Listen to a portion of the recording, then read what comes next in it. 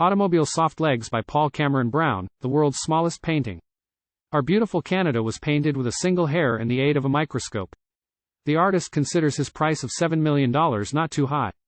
The Globe and Mail, January 25, 1979. Now, it came to pass that a seasoned young diner by the name of Simon decided to revolutionize the restaurant trade. It was his firm desire to bring some chutzpah into the all-too-predictable and dreary cuisine on this part of the continent. From the first, Simon maintained that food and pleasure were inseparable. Moreover, since food could be a vehicle for fantasy, even more tellingly it could provide an outlet for self-expression. The lily pad pizza was typical of his new approach and was a twofold operation. A parent might buy an inflatable plastic pizza, the size and shape of a small wading pool. It had an edible spout and dehydrated sister pizzas attached to the parent ship that allowed a child to fantasize while sailing and enjoying his favorite food. If that sounded too decadent or illusion-inspiring, a sleeker model existed minus the extras, in other words the green wading pool-size pizza unruffled by further wizardry. Simon always maintained not everyone could handle too much soft-pedaled reality. Out of the dense formations of endless fast food chains, Simon's novelties were to titillate the jaded restaurant-goer. Interpretive signs and amenities guided the erstwhile onlooker to the ultimate in fantasy dining. Rhinoceros pizza was served flanked on an inflatable horn. For the less adventuresome, a lobster pizza with drawn butter could be had either with tangy dough balanced along its claws or imprints of lobster cut into the succulent crust. Children loved the lily pad pizzas and mothers discovered how delightful baby tears were when presented in tastefully done little cups. Terrariums soon arrived and were peddled shamelessly. Some outlets claimed billions and billions were sold. Simon also cornered the potent swamp water drink market and was having his empire go wet. The familiar chartreuse would now be available at request, and a grown-up might indulge primal fantasies along with a taste to be a gardener, rake and glutton all at once. Special suites were rumored to exist patterned after the Poconos in Pennsylvania, where a couple could bathe in a pizza-shaped tub embroidered with baby tears, fountains, tropical lianas and all the air plants one could stand pressed against her steamy shower.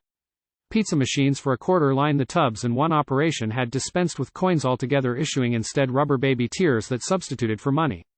They could be strung around the neck like shark's teeth. Swamp water in little jars added a further touch to this risk scene.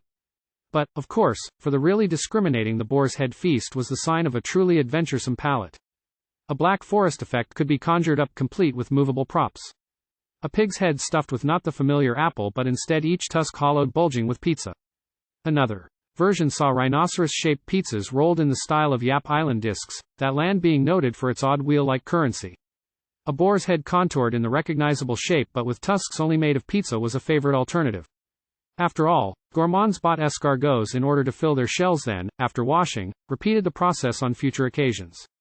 And, most certainly, no one could deny that Simon's ideas were any more outlandish than the Epicurean Romish feasts of peacock tongues and assorted other naughty delicacies. His was but an updated version appealing to the mobile North American lifestyle. Frisbees even began to resemble pizza, and trampolines approached that air. It was all the rage to be Italian and boast of one's prowess in demolishing mounds of pizza. Yet trouble was afoot for Simon and his protégés. The very real puritanical element in society saw Simon's chain of exotic pizza emporiums in the same league as exotic dancers and sought to banish them, seeing that gluttony was akin to lust. Therefore, pizza pie body parlor rubs began to vanish. Moreover, peevishly spiteful children insisted on spreading rumors that Simon's operations used day glowworms as substitutes for pepperoni and unwashed algae as a base for pasta crusts. People began to question the wisdom of letting children act out their fantasies with food, as that commodity was a very emotional subject and a testing ground for good parenting. Psychologists soon began to join the harangue and claim the pizza emperor was a poorly toilet-trained debauchee acting out repressed impulses in the form of a greedy diner.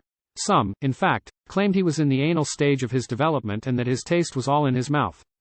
Food faddists and health nuts wondered aloud about the wisdom of combining so much dough with gelatin plant fiber. It seemed most everyone was rushing to deflate the pizza bubble and end our love affair with the anchovy. Unemployed pizza cooks and pizza rub girls were soon at the end of the dough line. In fact, so great was the influx of misplaced persons that the term on the dough for a time replaced dole as an euphemism for hard times. Extortionists began to muscle in asking for their share of the pizza pie. Newspapers began gloating over the imminent bust of the infantile pizza passion. Still, Simon confided his trust in the same observation that must have motivated Lord Sandwich when he launched his invention. People will always search out the delicious in the readily available. What could be more elementary than meat between bread, frogs on lily pads, protein over raw vegetables, food amidst food? Simon set his heart to selling automobile soft legs to hosts of touchy epicures who really wondered at this juncture if anything that unusual could really taste like chicken.